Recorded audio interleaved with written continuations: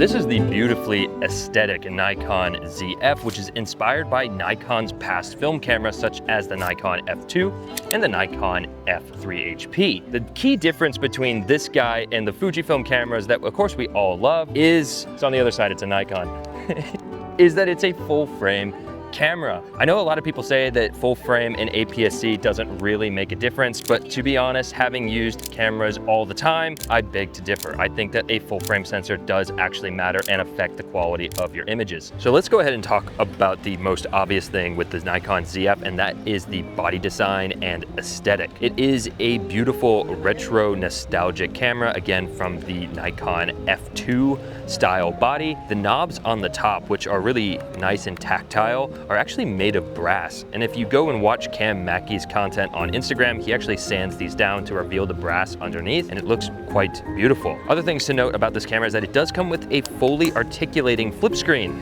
which is, again, as a YouTuber, one of our favorite features. Is it necessarily necessary for photographers? Maybe not. Maybe some people would prefer a tilt screen like on the X-T5, but for me, an actual flip around screen is fantastic, especially if you want to use this camera as a vlog camera, because it can actually shoot some pretty stellar video. Now with the knobs on top, you can control your ISO and your shutter speed, but one thing to note is that it just doubles your shutter each time you rotate it, so it's not going to be super fine detailed control. If you want to have more control, you can actually use these dials more like a traditional modern camera, one on the front and one on the back as well. One other neat little detail is that when the camera is on, you can actually see this little screen here on the top, and that shows you what your f-stop is on the camera. It's not necessarily the most useful thing in the world, but it's these nice little touches that I really appreciate. I will say too that all of the dials and switches on this camera feel really extra robust. So every time you turn them, they have like really good feedback, especially the power switch. It's like a real hefty switch, which adds a feeling of premiumness to the Nikon ZF. One thing about the body though that maybe leaves a little bit to be desired is the grip. I think it's fine and it's definitely comfortable enough to hold all day,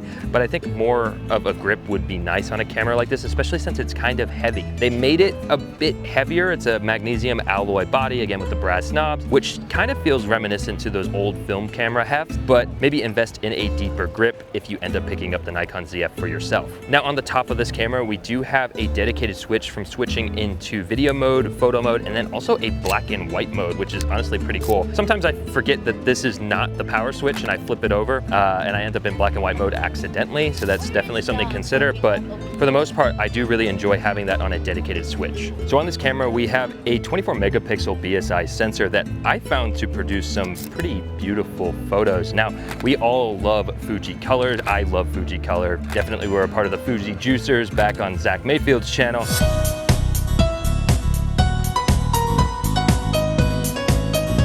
But the Nikon colors are actually quite pleasing. Now, I do understand that you can do some JPEG settings to kind of do some sort of a film simulation, but to be honest, I have found that system to be a bit more of a headache on the Nikon camera versus say the Fujifilm cameras like the X-T4 and the X-T5. Doesn't mean that you can't do it. In fact, if you go watch some of Cam Mackey's videos, I think he has a list of a few different JPEG color profiles that he's been shooting with. But for me, I've been just shooting raw photos and then editing them myself in Lightroom. Hey, Editing Connor here. And when I was going through all of the photos from the trip in Copenhagen, I did notice that on quite a few, I accidentally overexposed. This is just because I was in aperture priority mode. And when I was shooting at f2, it was just too bright. But what's actually really great about these Nikon ZF RAW files is that if I just bring down the exposure dial, as you can see, I'm retaining all of the information in the highlights. You can see that in the graph right here. If I just go ahead and reset my exposure, you can see just how pushed to the right it is, but I can just bring all that information right back into the photo, which is honestly great when you're out and about shooting with the Nikon ZF. Now, as I mentioned earlier, this video is sponsored by FlexiSpot, and they actually sent me out this lovely desk here. This is their standing desk with the real wood top. I wanted to get real wood. I don't know, there's just something about having a real wood desk that I quite appreciate.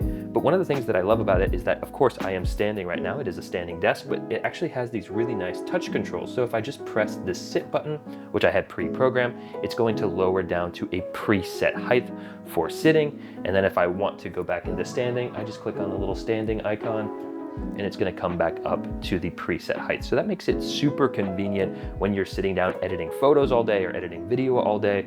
Sometimes you just need to stand up, get some blood circulation back into your body. Now, FlexiSpot does offer some additional accessories, and the one that I picked is this additional power strip here on the back, and this is going to be good if I need to plug in my MacBook Pro or maybe even just my iPhone. Another thing that I got right here is this little declutter drawer. Now, right now I only have my iPad Pro in it, but I could use it to hold pens or whatever else, just to keep the clutter off the desk, because as we all know, that starts to build up pretty quickly if you're not on top of it. So I do like having a little drawer down here just to help keep the clutter off the top of my desk. I really love how robust FlexiSpot's desks are. This is quite an improvement from my previous standing desks that I had. These legs on them are just incredibly strong, and honestly, it's fairly quiet, which I do enjoy. You can definitely still hear it, but it's way, way more quiet than my previous standing desk. So if you are looking for a desk upgrade for yourself, and this one seems pretty cool to you, I'll have a link in the description so that you can check out more about what FlexiSpot has to offer.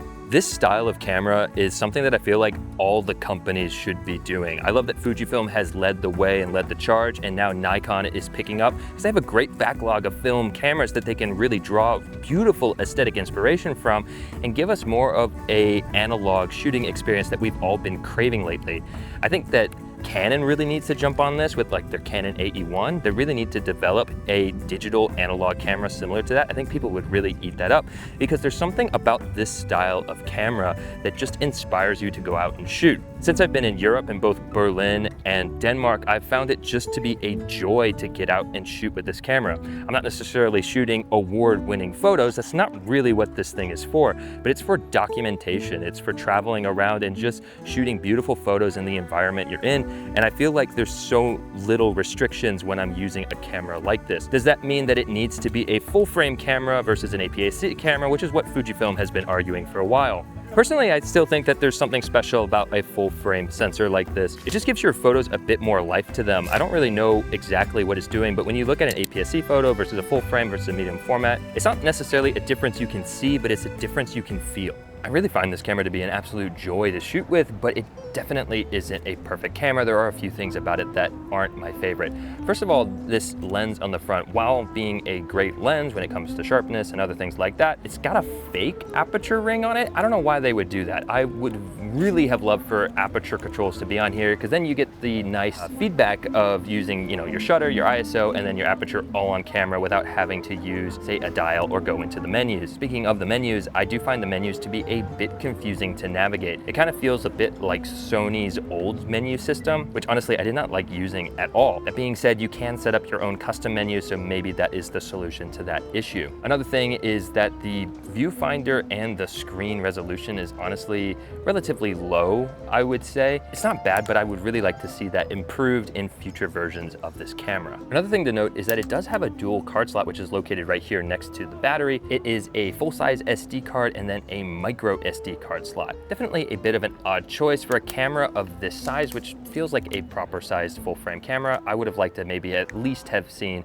2 full-size SD card slots, but not necessarily the biggest deal if you're using this mostly for photography. So I'm sitting here with my friend Lawrence from Dusseldorf, Germany, and he actually owns the Fujifilm X100V, which is one of the most desired Fujifilm cameras on the market right now, one that I've actually failed to get my hands on many times in the past. But I thought it would be interesting to just get Lawrence's opinions on the Nikon ZF, because I know from having a Fujifilm in the past, it's kind of a community that the Fujifilm users are. So it's interesting to know, like, what do you think about the Nikon ZF as it is, not really having used it too much, but you've shot a few photos on it. Yeah, right, exactly. It's like more of a film-like camera, but I'm pretty sure I'm missing the community behind it. So this is a solid system, but actually the Fuji makes it a Fuji because there are so much recipes out there, so much community that will make the camera like great to use. I think this one has potential though for like being great if there's a community like getting it with some recipes or using at least the insights of the camera, like from picture profiles and something like this. Although from the hardware side, I quite like it. It feels a little bit squishy, a little bit, yeah, the grip is not that great, and it's a little bit bigger than the X100V over here. Yeah, I think I agree. I think that the only thing that the Nikon ZF is going to be missing and potentially could develop in the future is some sort of a community with these film recipes and things like that. And I think Nikon would do well to cater to a community and help to build one up in the future. So after having used the Nikon ZF for the past week or so, I can honestly say that I really like it.